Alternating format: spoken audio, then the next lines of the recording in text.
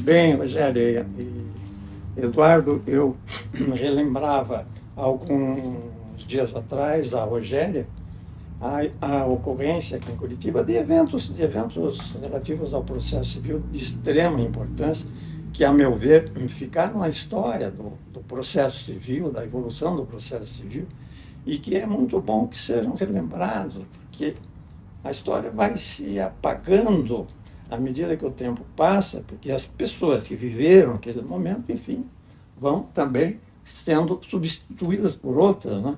Então, este elo de comunicação de geração para geração, eu acho muito importante, como eu disse a você, que achava muito importante esse tipo de conversa, de registro, esse tipo de registro de fatos e acontecimentos de uma geração, para que uma futura geração tenha a oportunidade de saber o que se passou.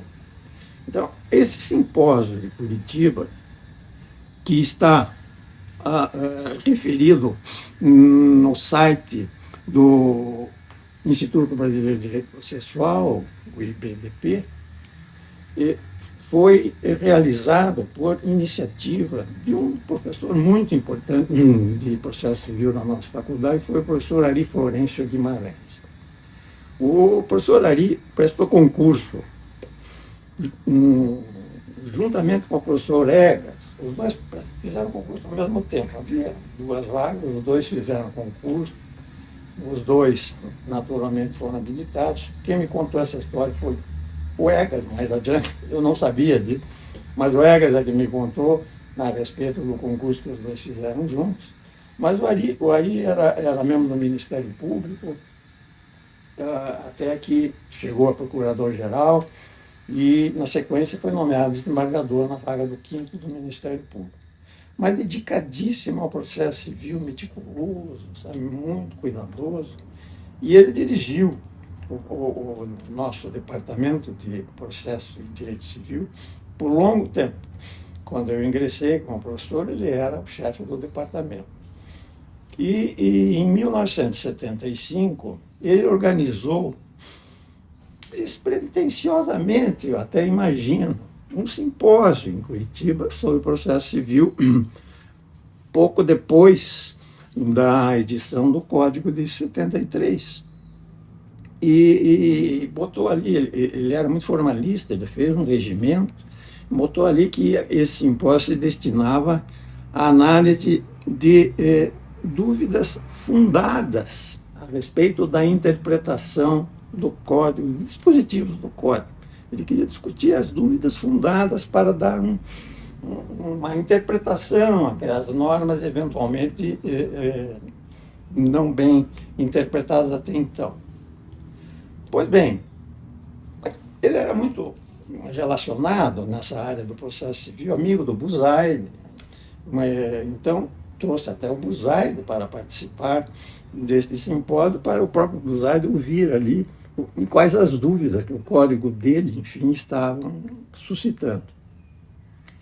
Pois bem, acabou que esse simpósio foi um marco, até, acredito, para a surpresa dele mesmo, o professor Ari.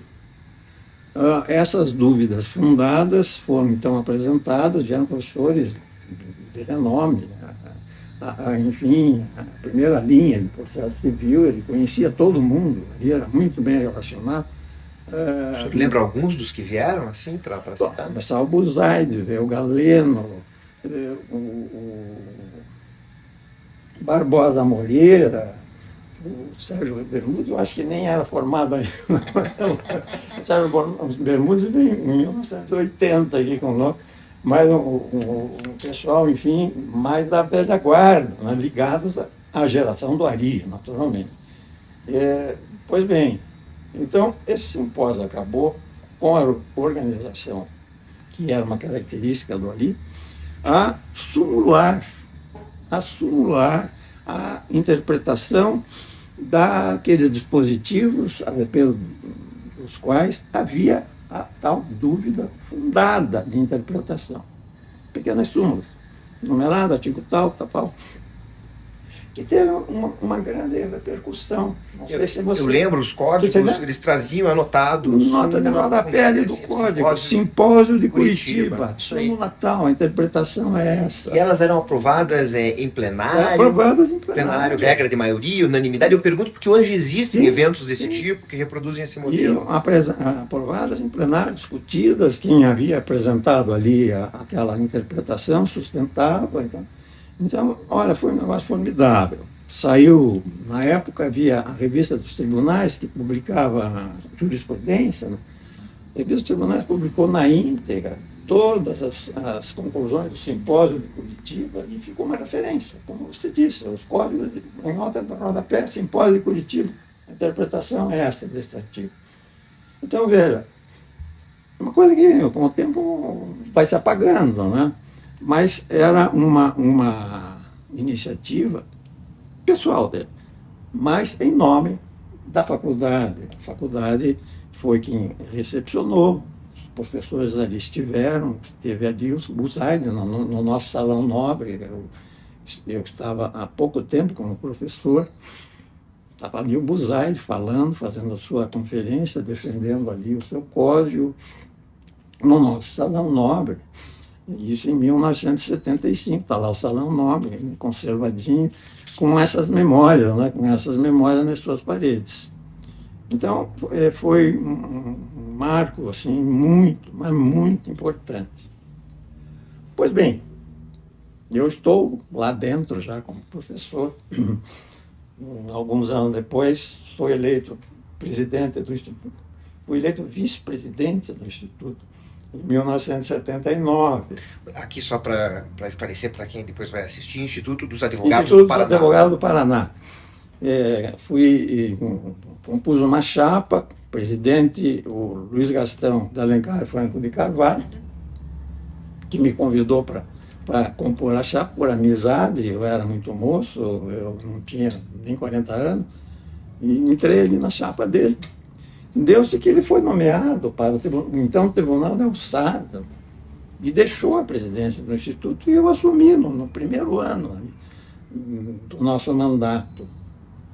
E até por ser moço, né, com cabeça cheia de ideias, resolvi fazer coisas e participando do departamento de processo civil, ali com o Ari, com o Egas, com o Ivan, idealizei fazer, com base a experiência do simpósio, fazer uma coisa maior, um encontro nacional de processo civil, uma coisa ambiciosa, mas eu contava com exatamente a influência do Ari, professor Ari, para atrair os convidados, e também do Egas, que com renome igualmente amigo do Buzaide, os dois eram amigos do Buzaide. Conversei com ambos, concordaram, eu os coloquei na comissão organizadora, Egas, Ari e Ivan, e eles começaram a fazer os convites. Eu fui atrás de dinheiro para conseguir bancar aquilo. Com o governo do Estado, o secretário de Justiça, era um conhecido e amigo nosso, Otávio Cesário, que nos garantiu ali uma cobertura financeira muito boa, de botar gente em hotéis, e o Ari saiu a carta de convite. Pelo visto era mais o Ari, o Egas era menos propenso a isso. Era o Ari quem fazia isso. Uhum. Até na sessão de encerramento, eu publiquei, eu tinha dito a você na nossa troca de mensagem, quando presidente do Instituto, eu lancei a revista, foi na minha gestão. Quando eu assumi, número 1 saiu na minha gestão.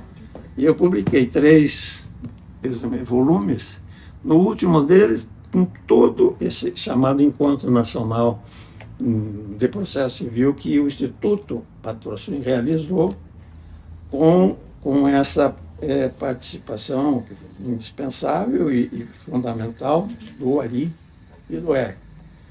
Na sessão de encerramento, o Luiz Antônio de Andrade fez uma palavra final ali no encerramento, cumprimentando nós todos ali que patrocinávamos. E ele diz assim: Fazendo uma referência especial ao nosso querido professor Ari Florencio, daí aplaudem palmas, que é a alma desse encontro. Realmente ele foi o catalisador para que esse encontro tivesse o êxito que teve. Eu até disse a você, na nossa troca de mensagem, o foco aqui já não era dúvidas fundadas sobre o código, mas assim pontos em que, eventualmente, o código merecesse alguma reforma, alguma alteração. E eu até mencionei a você, Rogério, que foram apresentados, eu até anotei o número aqui para não esquecer, para dar com precisão. Foram apresentadas 458 propostas, 458 propostas por escritas, assinadas e justificadas, que estão todas elas publicadas aqui na revista, eu fiz questão de registrar, de alteração pontual, sim, ao código. Isso foi discutido em sessões plenárias. Claro que não foi possível examinar todas essas propostas, mas, enfim, para vocês verem a dimensão. As propostas vinham dos expositores ou também do público? Dos expositores, em geral, não só expositores, dos convidados, em geral, dos que participavam. Houve uma abertura de inscrição, né, inclusive para acadêmicos. Tem aqui eu publiquei a relação de todos os que participaram. Tem acadêmicos nossos aqui da época, é até curioso mencionar alguns. Então, esses também podiam apresentar ali sugestões. Foram 13 estados representados nesta encontro. Representantes de 13 estados, que estão todos aqui mencionados na relação de participantes. Do Paraná, só por curiosidade aqui, dos acadêmicos, eu não vou falar dos advogados, acadêmicos, Carlos Eduardo Apner,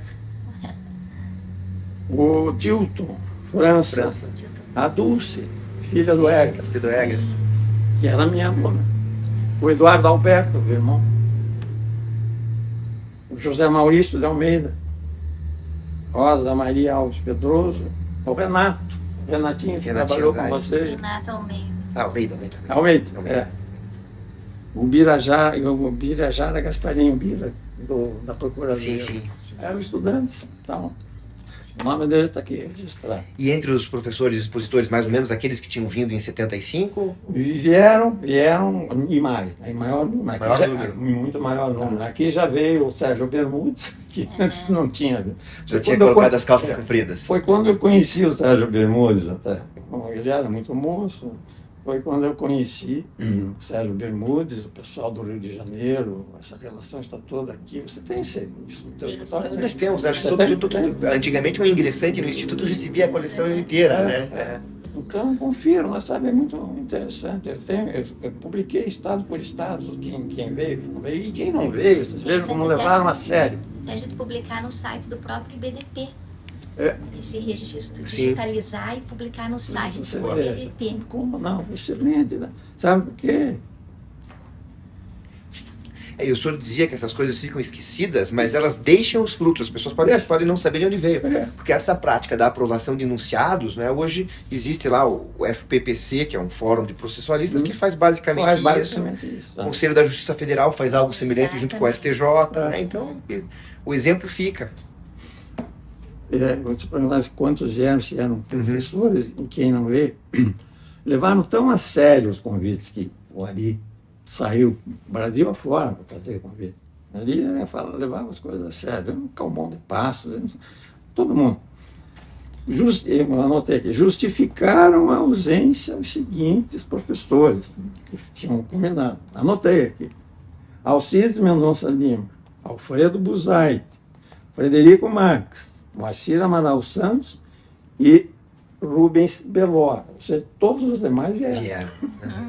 Os que não vieram se sentiam assim, na obrigação de justificar, porque não estavam vindo de tamanha enfim, a repercussão que houve em torno deste encontro que nós programamos aqui. Eu idealizei, mas eu não fui o responsável pelo êxito dele. Quem foi o responsável foi, de novo, o professor. Foi, sem dúvida, a comissão dele, muito relacionada e muito bem quisto. Mas digamos que acho que foi uma parceria aí adequada, né? O senhor fazendo com que a parte operacional funcionasse, arranjando o custeio, né, a estrutura e ele garantiu a nata dos processualistas aqui para abrilhantar esse encontro, que ficou realmente um registro na história do Instituto e na história nossa aqui de Curitiba em relação ao processo civil, que foi o que eu quis chamar a tua atenção em relação ao êxito agora dessa jornada que se incorpora a esses eventos, né, de processo civil aqui em Curitiba, muito, muito marcantes, por conta, sem dúvida, das figuras que nós tivemos aqui ligadas ao processo civil, e aqui, sem dúvida, a grande figura foi o Egas. A grande figura foi o Egas, apesar do Ari também ter sido um processualista brilhante, mas o Egas deu um outro rumo, eu diria, deu um outro rumo ao processo civil, algo mais ou menos como o que o Liebman fez em relação ao Brasil. Sabe? O Egas puxou a coisa para uma análise assim, mais científica, no estudo do processo. O Ari, que fui aluno do Egas, mas eu sabia do estilo do Ari, até porque eu entrei na faculdade como auxiliar dele, do Ari, e não do Egas. Eu já conto essa história, porque foi assim. Então, eu sabia o estilo das aulas dele, porque eu, às vezes, eu ia substituí-lo. Então, eu acompanhava o estilo dele. Ele, quando não podia ir dar aula, ele me ligava, às vezes às 7 horas da manhã, como você costuma fazer. Não, Joaquim, hoje eu não vou poder dar aula. E a aula era às 9, eu ainda estava dormindo ali na cama, atendia o telefone. Qual é a matéria, professor? Daí ele era muito minucioso, ele dizia tudo que precisava dizer na aula, então tá bom. Então, o Ari, enfim, tinha um estilo completamente diferente do Egas em relação à maneira de ensinar. Né? Se completavam, na verdade, se completavam. Então, a diferença entre os dois, eu acho que é seguramente essa. A visão de processo como ciência, assim, uma coisa mais aberta, que o Egas transmitia, ao estilo do que, como eu falei, o Liebman fez com a escola de São Paulo. Bom, acho que fazemos mais um módulo aqui agora. O professor quer continuar falando da sua relação com o professor Egas? Ah, sim, vou contar. Porque você no início tinha mencionado que eu fui assistente do Egas. Eu não fui assistente do Egas. Eu fui aluno do Egas. Fui aluno da segunda turma que o Egas lecionou na faculdade. E o Egas, naquela época, o processo civil era lecionado no 4º e 5º ano. No 4º tinha a parte geral, processo de conhecimento. No 5º, processo de execução e processo cautelar. Era isso. E o Egas, recém-nomeado, me impôs ali um rigor que nunca tinha existido na faculdade até então. Ele realmente impôs ali uma seriedade muito grande na condução da disciplina e que depois se difundiu em relação a toda a faculdade. O Egas foi o primeiro professor da Faculdade de Direito a reprovar aluno de último ano. Isso não existia, era inimaginável que algum aluno no último ano do curso pudesse ser reprovado. O Egas, para as áreas que foram reprovadas, ele lecionava no 4º e no 5º ano, e no 5º ano ele começou a reprovar aluno. O que foi uma reação até agressiva. O meu pai lecionava lá no 2º ano, ele é dessa geração, né? Impôs ali, não com o rigor do Egas, também uma seriedade, e reprovava lá no 2º ano. Eu me recordo que quando os alunos que ele reprovava, fim do ano, Os professores reprovavam, recebiam cartões dos alunos, não de boas festas, assim, fim de ano, cartão de boas festas. Não, mas era cartão desejando que o professor morresse no ano seguinte. Que o senhor no próximo ano não esteja mais aqui dando aula. Então, era uma reação muito forte até, e era exatamente pelo inusitado em relação a essa. Reprovar no 5º ano, isso nunca aconteceu. O Egas fez isso, e com isso ele impôs uma seriedade importante ali no último ano do curso. Eu e o Ivan, que era da mesma turma, sempre fomos assim, os mais próximos ao Egas e também os que estavam melhor situados ali em relação à disciplina. Né?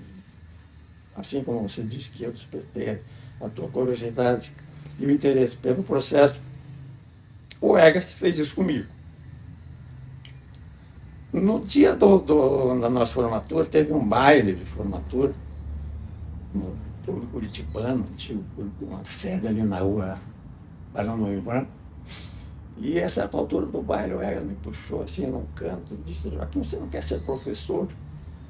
Vai ter uma vaga de auxiliar de ensino. Eu fiquei com aquilo, assim, foi surpresa para mim, fiquei agradecido. Estava com uns projetos ali de viagem, aquela virada de ano. Puxa, professor, muito obrigado. Vou pensar, não tinha pensado em ser professor. Ele me jogou essa semente. Acabou que eu tinha um projeto naquele ano de sair para estudar fora, e a vaga ali que realmente se punha, ele foi ao Ivan, convidou o Ivan prestou o concurso para auxiliar de ensino e passou a ser o auxiliar de ensino do Egas. No ano seguinte, eu tendo retornado à minha atividade, assumindo escritórios, tudo bom. Agora eu estou formado, sou advogado, vamos levar a vida a sério, não sou mais estudante. O Ari me convidou. Estava precisando no começo, um auxiliar de ensino, o Ari me convidou. O Ari era muito amigo do meu pai, sabe? Eram compadres, meu pai e a minha mãe haviam batizado uma filha dele. Eram muito amigos, assim, de conviver, de ser muito próximo, muito na casa do outro. Então o Ari um dia me chamou e disse: olha, aqui, você não quer entrar aqui, tem essa vaga? Aceitei. Então eu passei a ser o auxiliar de ensino do Ari, o Ivan do Egas. Os dois eram os dois professores de processo, e nós dois, da mesma turma, alunos do Egas, ficamos como os auxiliares de ensino. E assim foi a nossa ligação. Na sequência, o Egas, diretor, promoveu aquela ligação com a universidade, com o Lieberman, na Itália, via Buzaide, que eles eram muito ligados, Egas e Buzaide. O Buzaide muito ligado ao Lieberman, porque tinha sido aluno dele em São Paulo. Então, o Buzaide conseguiu isso do Lieberman. Assim que o Lieberman assumiu a direção do Instituto de Processo Civil da Universidade de Milão, conseguiu que o Lieberman aceitasse professores daqui, lá da USP, para estudar lá com ele. E o Egas, nessa proximidade com o Buzaide, conseguiu também estender aqui para nós essa linha de contato com o Lieberman. O Ivan e o Cândido foram os dois primeiros brasileiros que foram para lá.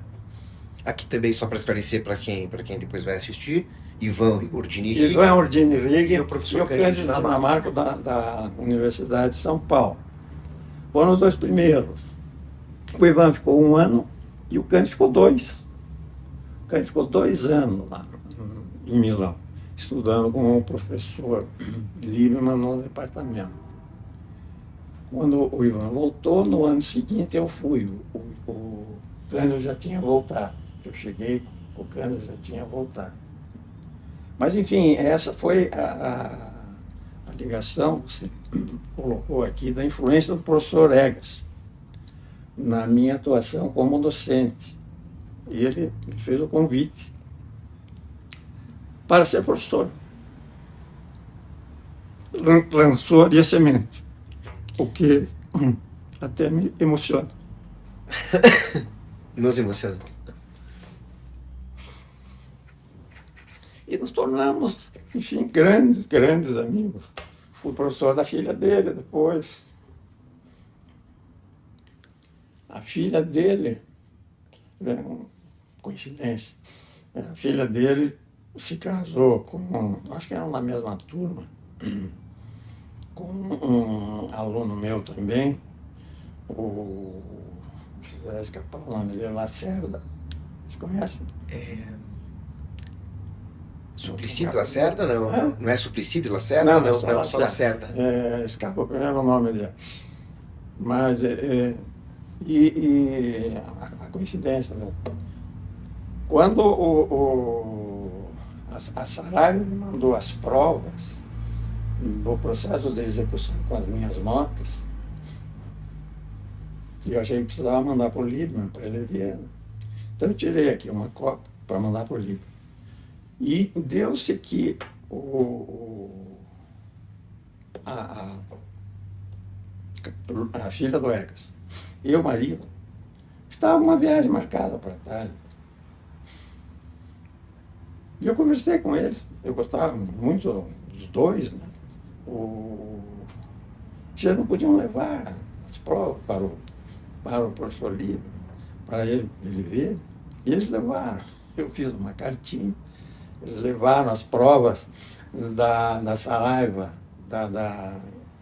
que ela era a 4ª edição do processo de execução dele, e eles levaram para o Líbano fazer a revisão. Depois o Líbano, você vê como ele era. Ele recebeu o material numa semana. O ano foi 1980, que é o ano esse mesmo ano. Do encontro, né? O ano foi 1980. Ele recebeu numa semana, coisa de 10 dias depois, ele tinha visto, mandou uma carta, depois no correio, eu recebi a carta. Com a carta ele fazia análise, enfim, das provas, que não precisa mexer em nada, estava tudo muito bom, e mandou junto um prefácio para essa edição do processo de execução dele com as minhas notas. Que é esse aqui, né? Aqui. Aqui. E dizendo, mandou em italiano, dizendo que ficava a meu critério, traduzir ou não traduzir, o que ele resolvesse. Eu resolvi traduzir. Aliás, ele até sugeria, achava que para o leitor brasileiro seria melhor e tal. Eu tenho guardado até hoje essa carta. Depois, mais tarde, quando um outro amigo meu foi para Cláudio Lacerda, era o nome do marido da Dulce. Cláudio, ele é vivo. Ela que faleceu precocemente. Mais tarde, quando publicado um outro amigo meu ia para a Itália, eu pedi a ele que levasse uns exemplares do livro para o livro, não sei se a Saraiva mandou, não mandou. Mandei alguns exemplares para ele, um autografado por mim, e ele me devolveu um autografado por ele. Porque ele diz que eu sou um tradutor fiel. Amigo, aluno e tradutor precioso. Ao professor Joaquim Munhoz de Mello, amigo, aluno e tradutor precioso, com um abraço bem brasileiro. Bem brasileiro. Milano, 14/10/1980. Fantástico. E como surgiu a ocasião de fazer essa atualização? A proposta foi sua, ou a ideia foi sua, ou alguém na editora quis atualizar e o chamou? Enfim, como foi isso? O senhor lembra? Como o senhor seria o atualizador dessa obra? Era muito natural que fosse, tal, por ter sido lá um dos primeiros alunos, né, brasileiros dele. Para mim foi uma grande surpresa. E sempre muito interessado em execução. Olha, isso se deveu, sem dúvida nenhuma, à grande proximidade que houve entre Lieberman, entre nós dois. Quando eu cheguei a Milão. Eu contei isso recentemente até para o filho dele, a quem eu encaminhei um exemplar do livro. Sabe? Do seu livro. Do meu livro, porque tem a Lieberman e a Escola Processual de São Paulo, via Roberto. Isso chegou às mãos do filho dele, que é o Stefano, que é professor de Direito do Trabalho, que tinha 18 anos. Tinha 18 anos quando eu estive em Milão estudando com o pai dele. Eu conhecia, ele era estudante, não era nem de direito, estava fazendo economia, se bem me lembro. Então eu encaminhei um exemplar, ele respondeu, muito emocionado. Daí eu contei, na resposta que dei a ele, do meu primeiro encontro com o pai dele. Quando eu cheguei em Milão, procurei-o, ele marcou para me receber em casa e conversamos, boa parte em português. Eu gostava muito do Brasil. Ficou muito ligado às coisas do Brasil, muito ligado às coisas do Brasil. Então, uma das perguntas que ele morava em São Paulo, ia dar aula ali no Largo São Francisco, uma das coisas que ele me perguntou foi: como está o viaduto do Chá? Ainda está bonito o viaduto do Chá? Ele atravessava a pé ali, né, para dar aula ali no Largo São Francisco. E nessa nossa conversa, eu muito sério ali, né, apresentando ali um plano de pesquisa para ele, que ele ouviu. Ficamos ali conversando bastante e no fim da conversa ele disse: Joaquim, quer te dar um conselho? Procure fazer outras coisas também em Milão, não apenas estudar. Eu vou te dar uma sugestão.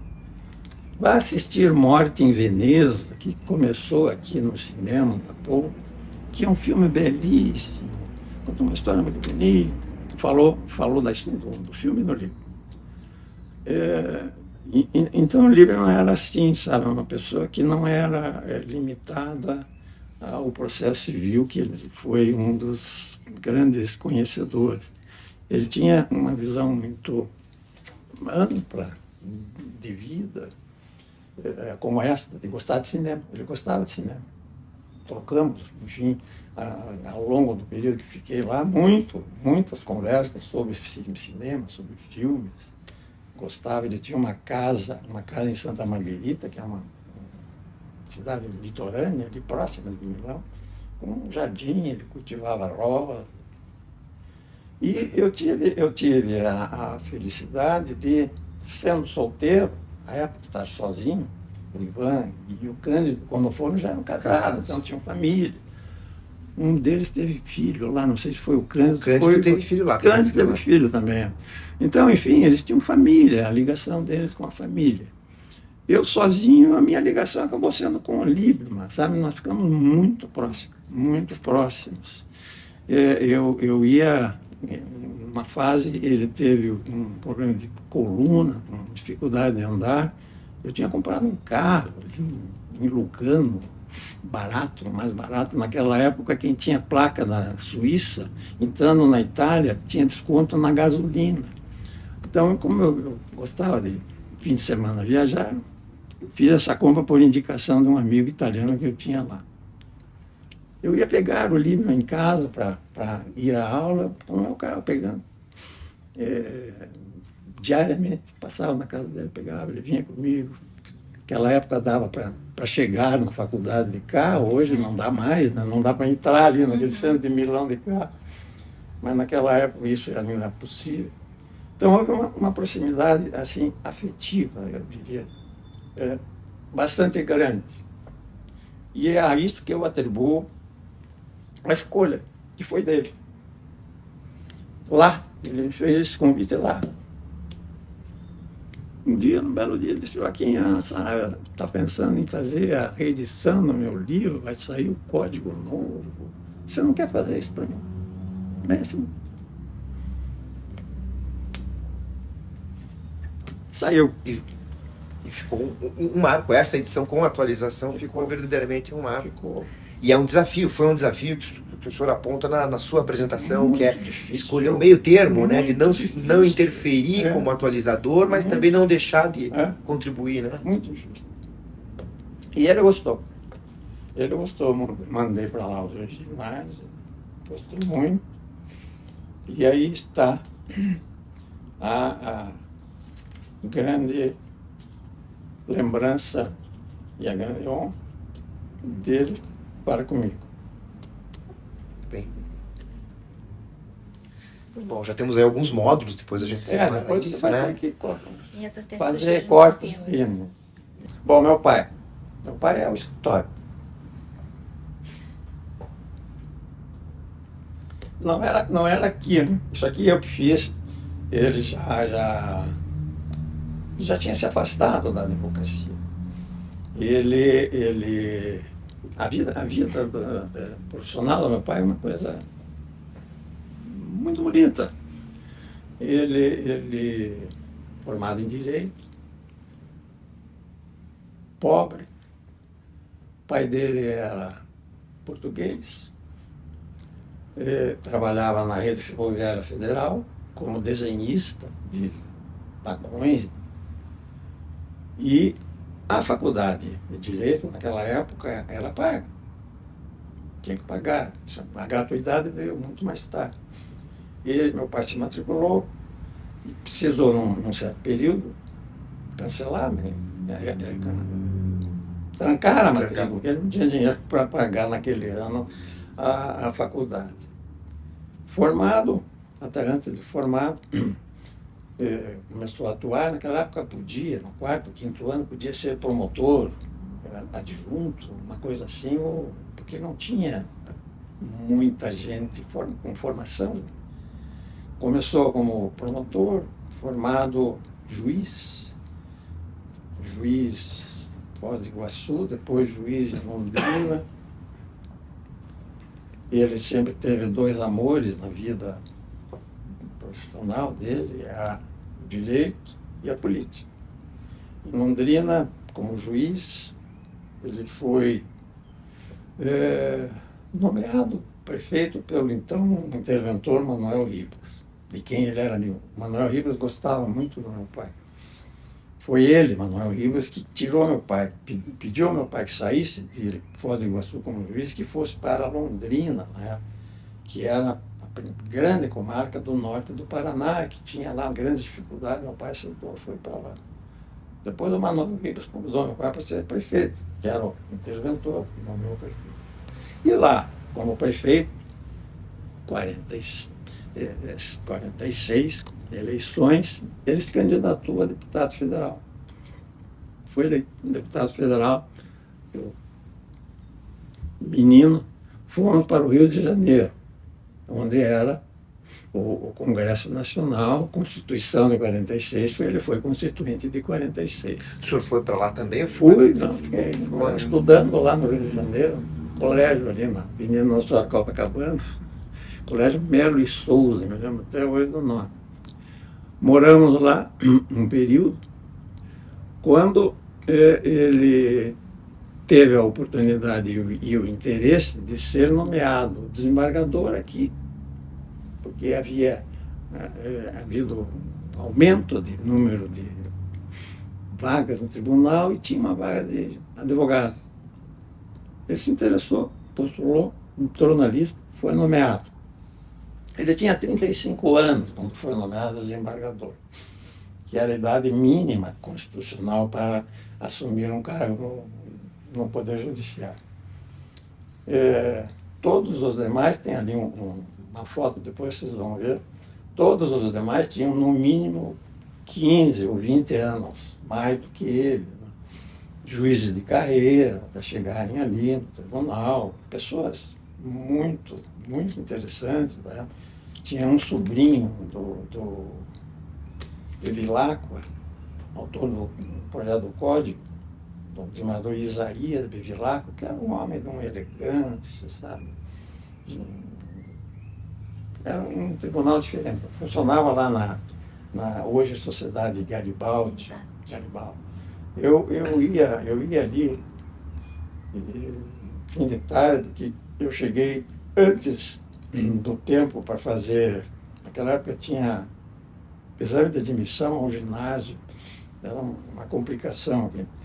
Mas para se entrar no ginásio você tinha que ter 11 anos. Só que eu terminei o primário, que se chamava na época, com 10. Eu não podia entrar no ginásio. Então eu fiquei marcando o tempo ali num coleginho que tinha junto do tribunal, ali na rua Doutor Muricy.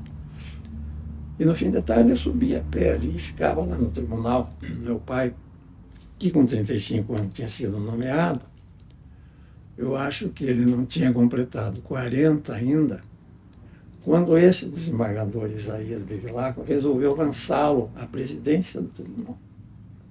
Num episódio fantástico, que revela a grandeza desse homem, Isaías Bevilacqua. Como meu pai era o mais moço, os desembargadores se reuniram ali, numa transição de presidência, e havia uma eleição, se reuniram e decidiram que quem tinha de ser o próximo presidente tinha que ser o Isaías Bevilacqua, era o mais antigo.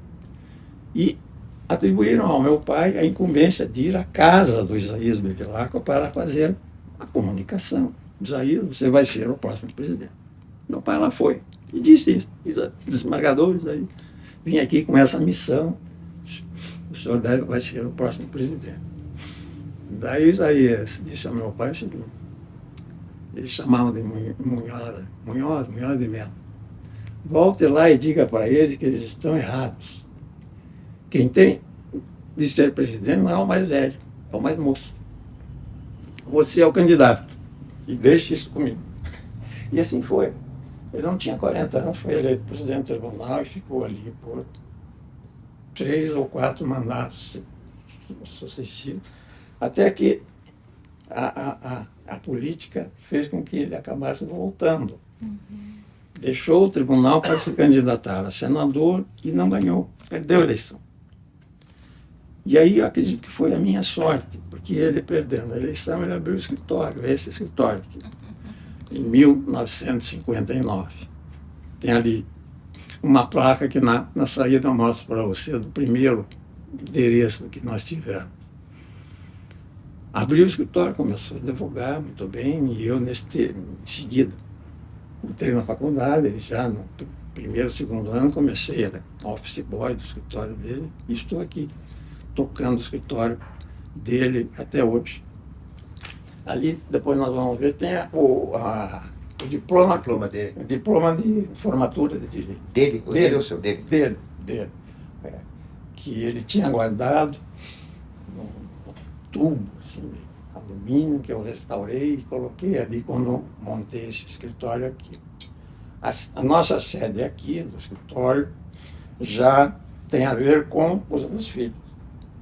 O nosso escritório era no centro, na Avenida Tijuca, num conjuntos pequenos. Quando o meu filho mais velho, Rafael, e o seguinte, Roberto, entraram para a faculdade, eu percebi que nós tínhamos que sair de lá, porque ali não dava como expandir. Esta casa era dos meus avós maternos, que moraram aqui a vida toda. E com a morte deles, isso ficou para minha mãe, família, ficou um período longo, alugado, e nesse momento eu decidi que tinha que sair lá do centro, vou montar o escritório na casa da família. E assim fiz uma bela reforma, um escritório de arquitetura especializado em restauro, imóveis antigos, e aqui estamos instalados com meu filho mais velho como sócio, Rafael, o seguinte, Roberto, que, formado, quis fazer o que eu também havia feito, fazer uma especialização, uma pós-graduação na Itália, em Milão, e por uma coincidência assim, que acontece na vida.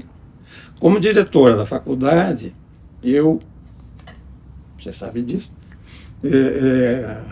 convidei o Tarsa, o professor Giuseppe Tarsa, para compor a banca para o concurso do Marinoni.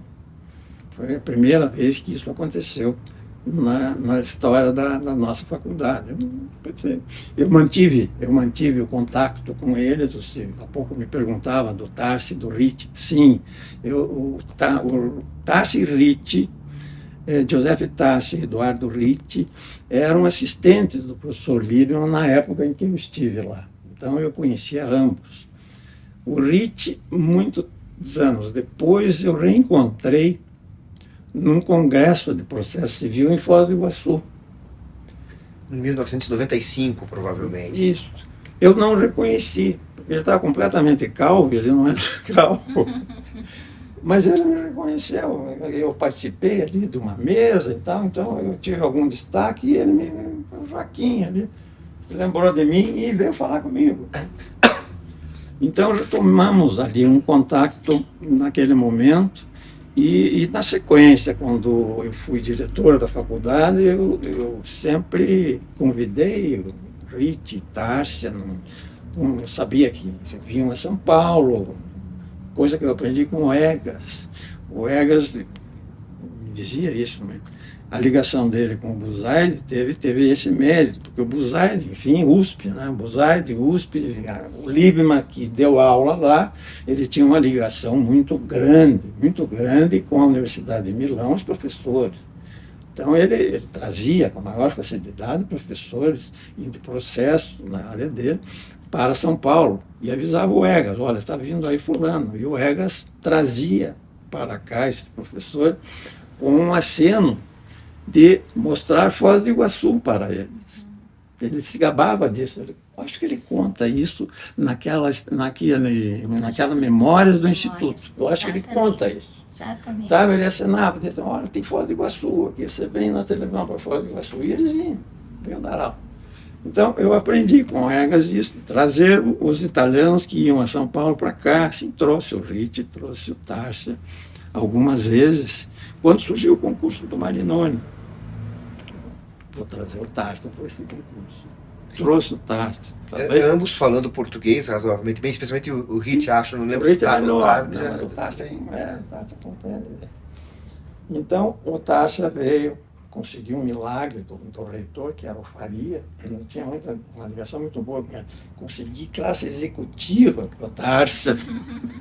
Tárcia veio em classe executiva de Milão para cá. E eu fiz na minha casa um jantar com a banca, né? O Marinoni é o candidato, o Tárcia, o Egas, o Cândido e quem era? Mas alguém da própria universidade, provavelmente. Clemerson, talvez? Não. Era da área. Será que foi o Fernando? Não, Fernando não. Não, era constitucional. Não. Foi o outro. Escapa agora. Daqui a pouco, não, também não foi a sanção. Daqui a pouco a gente descobre. Daqui a pouco a gente lembra. Mas enfim, o Tárcia e o Cândido, os de fora lá na minha casa, num jantar, uma coisa assim, muito informal. O Cândido estava interessado num jogo do Brasil que estava acontecendo naquele dia, então ele desceu lá para a sala de televisão para assistir o jogo, um negócio muito informal. E nesse momento eu apresentei o Roberto para o Tárcia. Meu filho está pensando até ir para Milão, e o Tárcia gostou muito do Roberto e tal, e eles começaram a manter ali um contato, uma comunicação, com o que o Roberto acabou indo para Milão para fazer o que eu havia feito, agora sob orientação do Tárcia, e só que ele não voltou, né? Ele foi além, naturalmente, ele fez depois o doutorado, e foi isso o que o prendeu, né? O que não aconteceu comigo. Enquanto ele estava fazendo aquele mesmo estilo de estudo que eu e o Ivan aqui fizemos, sob uma orientação do professor e acompanhando as aulas do curso de graduação, foi o que nós fizemos. Mas com um programa de pesquisa, ali sob orientação, eu do Liebman e o Roberto do Tárcia. Mas deu-se que, enquanto o Roberto estava fazendo isso, abriu concurso para o doutorado na Universidade de Milão. E ele resolveu se inscrever e acabou sendo aprovado, ainda com uma bolsa para fazer o doutorado, bolsa de 4 anos, Então, ele estendeu essa permanência que seria provisória com o doutorado. Daí terminou o doutorado, no fim, no último ano, o Tarsa morreu, subitamente, teve sucessor, né? Sim. Ele morreu, então ele já estava na fase de defesa ali da tese de doutorado. O Tarsa morreu, então retardou a conclusão do doutorado Roberto, ele passou a ser orientado então pelo RIT, então ele foi esticando no meio tempo. Nesse período todo ele conseguiu um contrato ali junto à própria universidade, ao instituto, ficou vinculado à revista. Ele foi ficando, gostando, como aliás eu tinha gostado muito. E o fato é que ele não voltou, como vocês todos sabem, depois se inscreveu na Ordem Italiana, está advogando, e, enfim, cada vez que eu vou lá visitá-lo, eu olho para Miranda, que, puxa, ele tem razão, ele tem que ficar aqui mesmo. Ele fez certo, mas o fato é que continua nosso sócio do escritório, mas hoje advoga num escritório em Milão, e aqui comigo está meu filho mais velho, o Rafael, que é quem, na verdade, hoje toca o escritório, e eu venho aqui dar uma olhada de tempos em tempos. Muito feliz em ter essa continuidade. Sim, e o Rafael foi fazer direito administrativo, né? Escreveu uma importante dissertação que recebeu nota 10, uma coisa muito rara na PUC com o Celso Antônio, mas ele acabou, em certa medida, voltando para o processo, né? Porque hoje ele é um grande arbitralista. Está aí na arbitragem. Hoje, aliás, ele se intitula, ele mandou um artigo para publicação do Marçal, passou para eu ler, daí eu vi como ele se qualifica. Árbitro, advogado. Muito bem. Exatamente. Um grande sucesso profissional. Sim, é um dos grandes nomes da arbitragem do direito público, né? Muito chamado para ser árbitro. Vive, fim de semana, fica fechado aqui trabalhando. E a obra dele é muito citada também. Muito citada. Supremo, os acordos do Supremo. Exatamente. Entram essas publicações aí pelo nome, né? E, na verdade, né, não é intimação, é citação doutrinária na decisão. Rafael, sai a publicação, entra ali no meu e-mail, uma publicação, esse caso não é novo. Está lá Está lá o homem citado. O homem citado lá com um acordo do Supremo, do presidente do Supremo, despacho, ele gosta de citar o Rafael nessa área, principalmente de retroatividade, irretroatividade da questão da... Direito sancionatório. Exato. Então, estou aí com os filhos muito bem encaminhados, com 9, que me deixa muito feliz. Muito bem. Vou ver aqui no site. Não tem. Não tem. Pois é. Veja só, essas coisas precisam ficar registradas. Da faculdade não constam no site. Veja só. Tem que ter um histórico, né? Tem que e hoje ter. esse histórico digital é fundamental para as pessoas. Não tem histórico. Eu tenho um trabalho ali sobre direito civil, uma professora. Enquanto a gente está nesse interlúdio, deixa eu ver se eu encontro aqui, quer ver? Se eu achar aquele livro Tutela Inibitória do Marinoni. Pena, eu estava com ele ontem lá. Pois é, daí deve ter deveria ter algum lugar ali no começo que vai dizer, a banca era fulano. Mas será que não era o Clemerson mesmo? Porque o Clemerson já era titular naquele momento. Eu fiz os 2 concursos, titular na minha gestão. Do Clemerson, Direito Constitucional, que foi o primeiro concurso para titular de Constitucional na nossa faculdade. O Egas é quem ressaltou isso na ocasião da banca, assim, no final da banca. Nesse estavam na banca o Egas e o Marçal, que eu lembro pela própria faculdade. Para a faculdade, o Egas e o Marçal. Eu pus o Egas porque a tese As duas eram, a da Maria de Lourdes também era. A da Maria de Lourdes também era sobre controle de constitucionalidade. A dela era sobre a inconstitucionalidade da ação direta de constitucionalidade. A grande crítica que eu lembro que ela sofreu deles é de que ela já tinha partido desde o começo do trabalho com uma posição formada, negativa. Então, mas os 2 trabalhos eram trabalhos sérios sobre controle de constitucionalidade. Professor, e sobre o seu pai, sobre o desembargador Munhoz de Mello, ele foi secretário de Justiça ou não? Foi. Então, eu lembro a minha mãe contando que num momento difícil da ditadura, o pai advogava para os perseguidos e tal, e aí ele saiu de casa, acho que eu contei essa história. Não sei se idade, sabe, é tão legal. Não. Aí a mãe falou assim um dia, foi levar ele até a porta e falou assim, Renê, se te prenderem, quem que eu chamo? Aí ele falou assim, avise o desembargador Munhoz de Mello.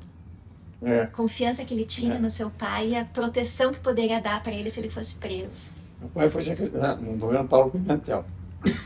Ele foi secretário de Justiça, nomeado secretário de Justiça. Na sequência, ele passou para secretário de Segurança. Então, eu acho que nessa época ele era o secretário de Justiça, o secretário de Segurança. Ele estava num cargo no Executivo, eu acho. Uhum. Secretário de Segurança. Ele era, na época, ditadura, ele era, na época, o único secretário de Segurança civil no Brasil. No Brasil. Ele era o único, só tinha militar. E aí ele criou um caso com o comandante da região aqui. E essa história é uma história famosa no âmbito da universidade. Obrigado. Os estudantes haviam tomado a reitoria,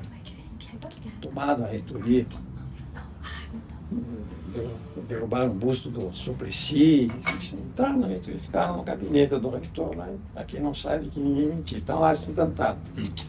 O meu pai era secretário de Segurança, foi chamado pelo comandante da região para uma reunião ali de emergência. Meu pai lá foi. E ele contando essa história, era muito engraçado. Chegou lá, o comandante da região tinha uma mesa grande, assim, ali tinha um mapa da situação do prédio da reitoria. Então, o comandante tinha montado uma operação de invasão da reitoria para ser executado, naturalmente, pela polícia militar, né? Então, meu pai olhou ali o mapa, assim, tinha as flechas, entra por aqui, entra por aqui, entra por aqui, a reitoria no meio. Meu pai olhou aquilo e disse, mas, general, por onde os estudantes vão fugir? Não tinha saída para os estudantes. Eles iam ser cercados e, no mínimo, iam apanhar a beça lá dentro. Daí ele saiu de lá e disse, não, senhor, deixa isso comigo, que eu sou secretário, eu vou resolver. Ele saiu que era ali na rua Riachuelo, naquela esquina ali, no quartel-general, saiu de lá com o ajudante de ordem, disse, toque para a reitoria. Tocaram para a reitoria, ele desceu, o ajudante de ordem, que era na polícia militar, ele disse, mas onde é que o senhor vai? Fica aí.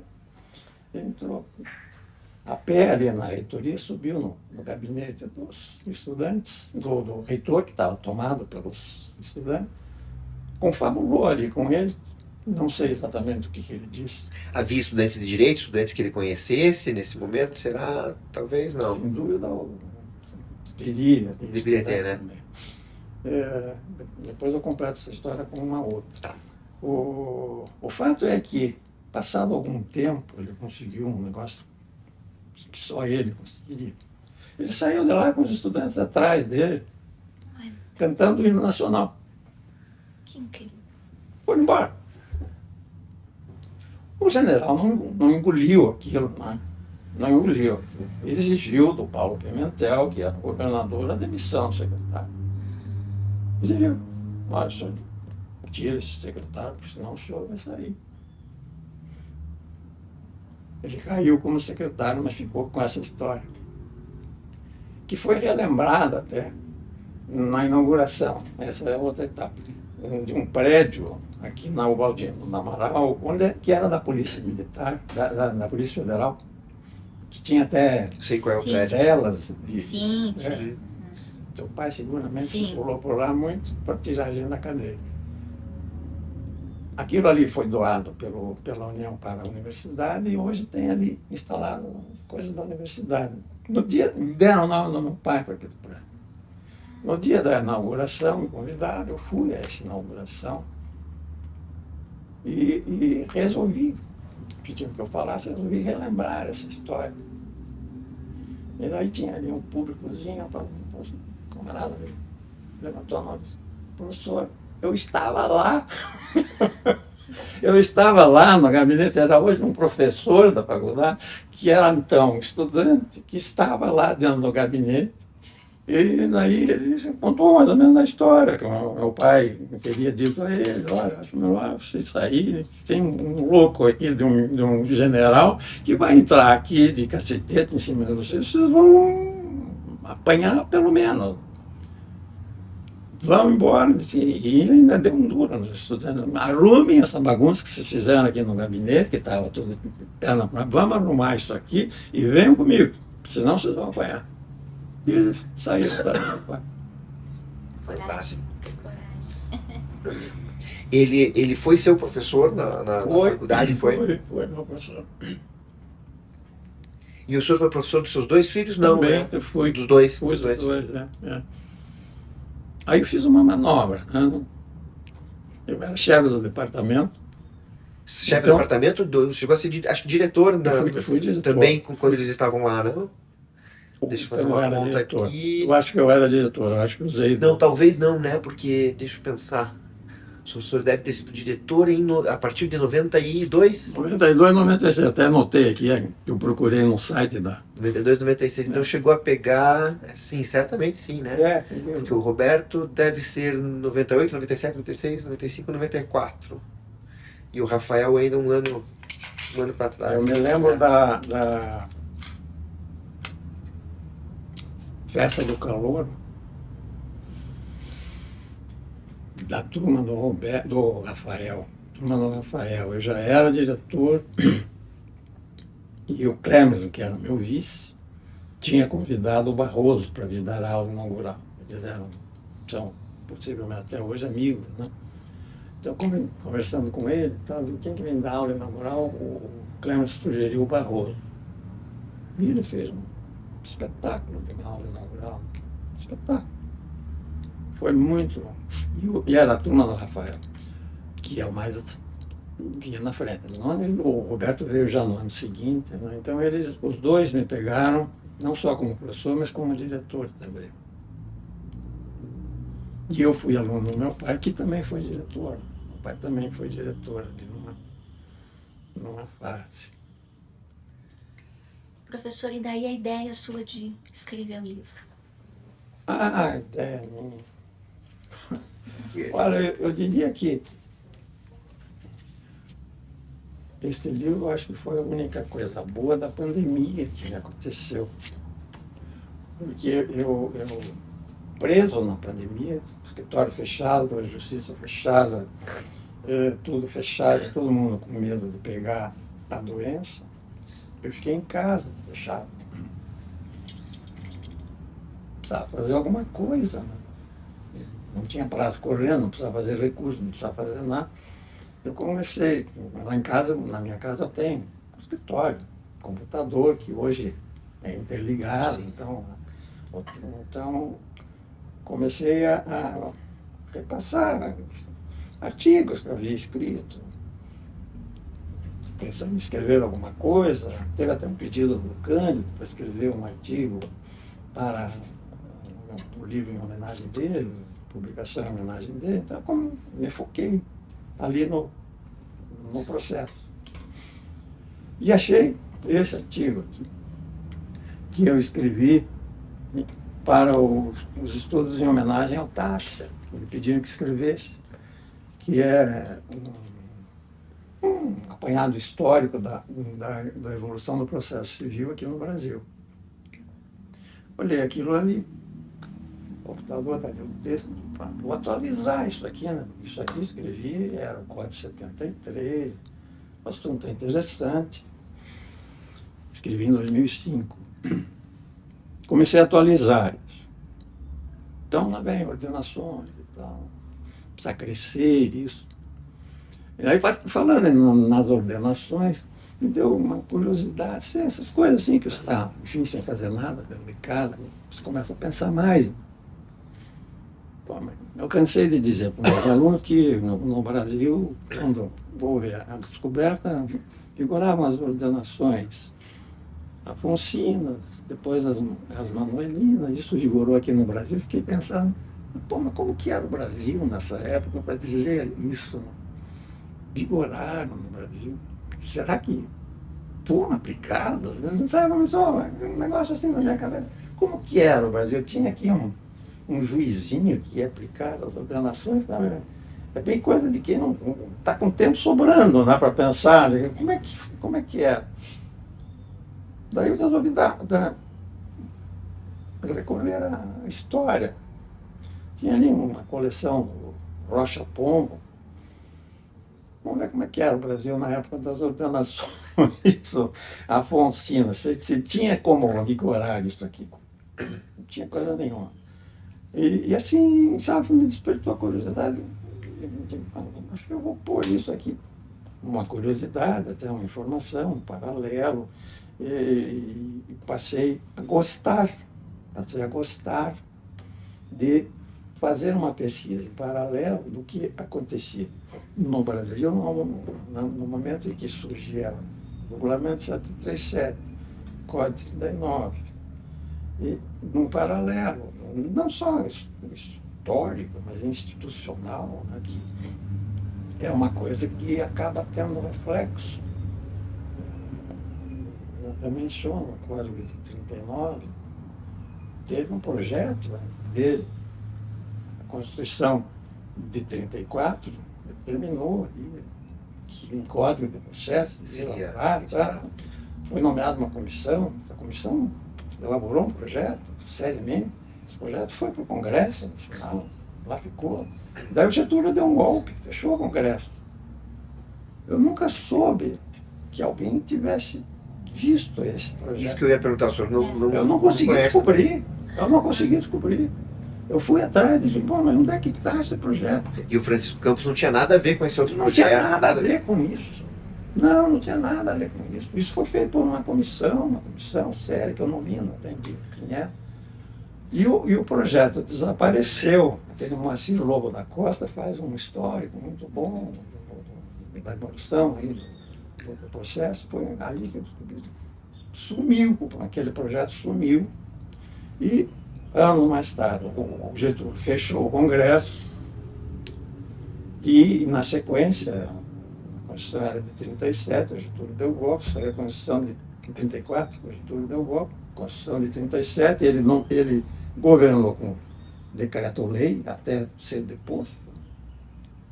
Então, vejam, o nosso primeiro código de processo era um decreto-lei. Decreto-lei. Então, volto mais um pouco. A nossa primeira Constituição foi baixada pelo Galo. Tem umas afinidades assim, dos acontecimentos institucionais. Né? Então, o Brasil independente. Muito bem, o senhor está lá, o Congresso preparando a Constituição, vota a Constituição, aprova, então daí o imperador brinca com umas coisinhas, solve o Congresso. Não, quem vai fazer a Constituição sou eu. Baixou a nossa primeira Constituição independente, Brasil independente. É um ato do imperador. Nosso primeiro Código de Processo é um ato do ditador Getúlio Vargas, assim, subscrito também pelo Francisco Campos, Chico Ciência. Chico Ciência. E, enfim, eu comecei a gostar do paralelo. Daí chegou um ponto que eu passei para o Rafael.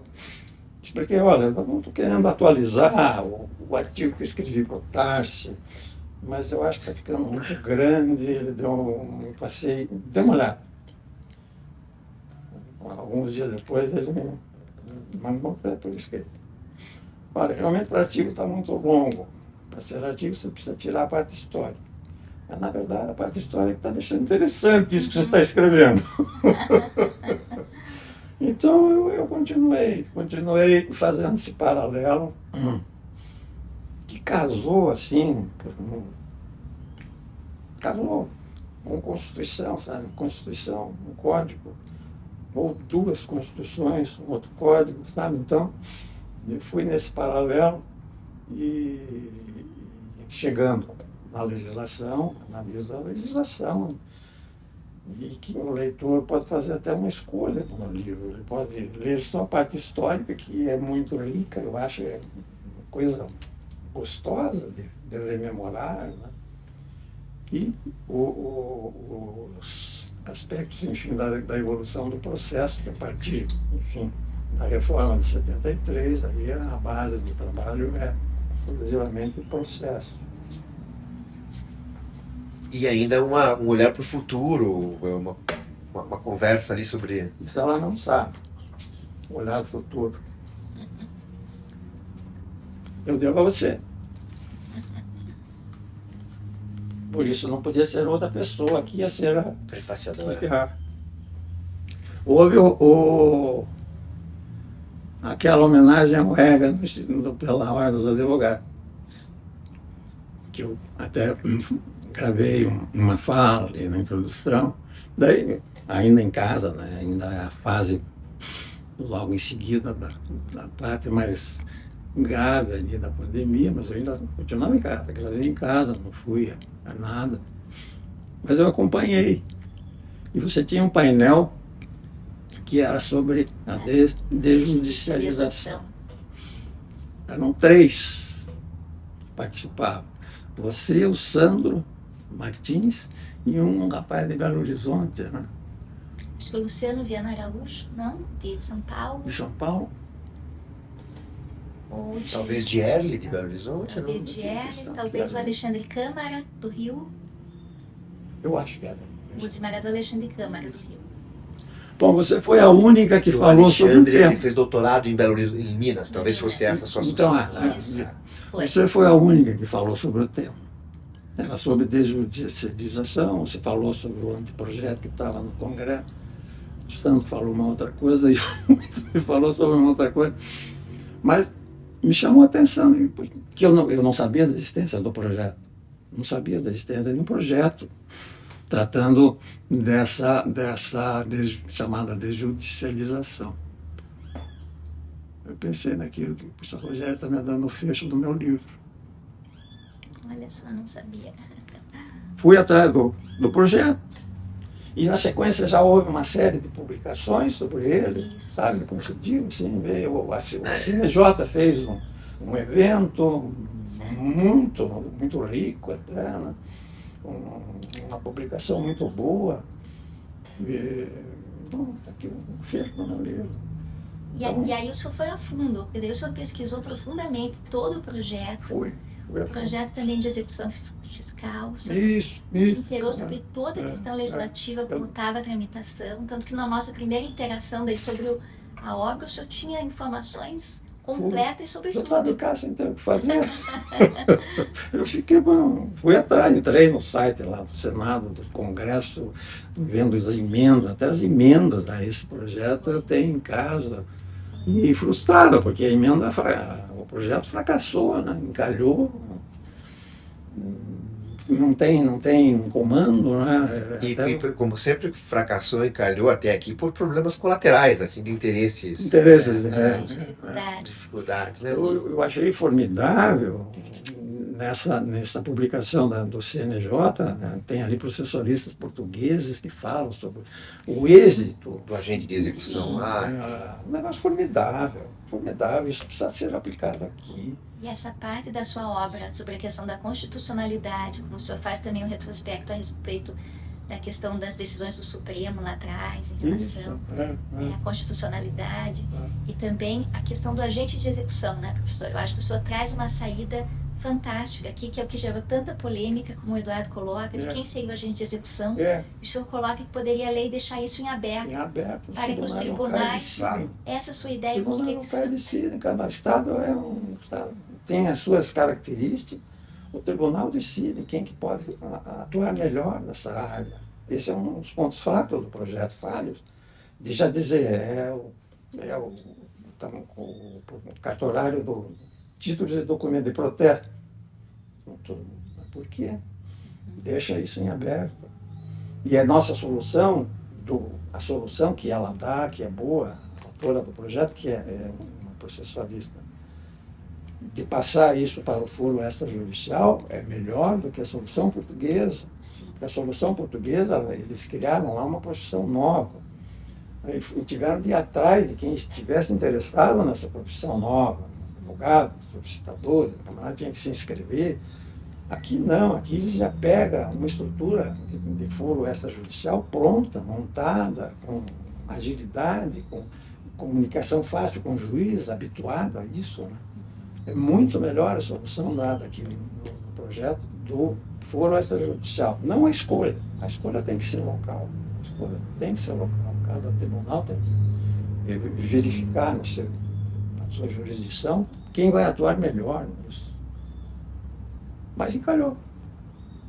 Eu achei frustrante que eles não tivessem isso adiante. Quem sabe evolua ainda, professor. Pois é, quem sabe. Quem sabe evolua. Professor, e no fecho da obra o senhor lembra lições do professor Egas também, no sentido do cumprimento da lei, das obrigações de uma sociedade adequada. Você veja, Uma mudança de mentalidade, talvez. O Egas era um visionário, né? Era um visionário. Como lá, antes disso, ele falava na necessidade de estatística no Brasil. Necessidade de estatística, não tinha estatística, ele tinha toda a razão.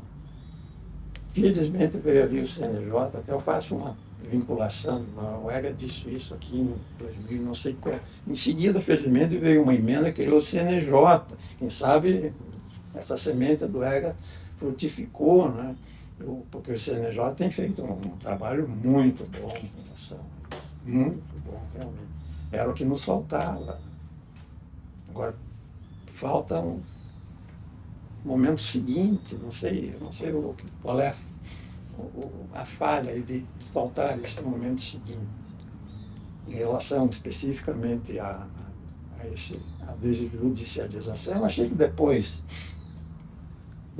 dessa publicação do CNJ, que, enfim, que acabou sendo em homenagem ao pai da Teresa, né, porque ele escreveu e acabou morrendo antes da divulgação. Eu achei que o CNJ ia assumir o comando da aprovação desse projeto ou encaminhar um outro, mas isso aqui já tem mais de um ano, Sim. Não aconteceu nada, né? Houve até a mudança de legislatura, né, o que afeta até mesmo a tramitação de projeto que tem. Da professora Tronic. Mas o senhor na obra traz também a posição do professor Arrudolfo no sentido de ser favorável à desjudicialização, à constitucionalidade. Acho que seria importante o senhor resgatar. Na constitucionalidade ele fala isso. Porque com a autoridade dele, né, a obra em homenagem a ele está dizendo, olha, é constitucional isso, vamos fazer, né? E a Teresa, eu cito também a Teresa, uma publicação nessa mesma obra em homenagem ao pai. Ela, enfim, ela foi a relatora do código. E ela sugere mudança no código, que eu acho formidável a sugestão dela. Vamos mudar o código, botar isso dentro do código. Botar isso dentro do código, vamos mudar toda a estrutura. O projeto é bom porque, enfim, está suscitando aqui uma discussão, né? Mas o que ele tem de negativo, fora definir quem é já o agente, é a instituição de dois procedimentos paralelos. Um procedimento extracódigo e no código está lá a execução. Sim. Aí confunde. Não pode ter essa duplicidade, tem que ser uma coisa só. Tem que ter, no mínimo, uma porta de interação, definir quando que vai para um ou para o outro e tal. Isso confunde, tem que ser uma coisa só. Então a Teresa tem razão, eu elogiei a Teresa. Eu acho que aqui já no artigo depois. Está citado, Tem que mudar o código, tem que botar isso dentro do código. Não fizeram os portugueses. E vamos ter só um tipo de execução extrajudicial, que está no código. Vamos ver se a gente chega lá. Né? Sim. Tá aí, vocês têm condições de impulsionar isso, né? Os trabalhos, o Instituto. Né? Muito bem. Muito obrigado. Privilégio. Muito obrigado a vocês. Mais do que podíamos imaginar aqui de um rico material de registro para o Instituto e para a universidade, né? Eu acho que obtivemos aqui hoje um registro com dupla finalidade. Muito obrigado, professor. Obrigado a vocês. Nós que agradecemos, professor, profundamente.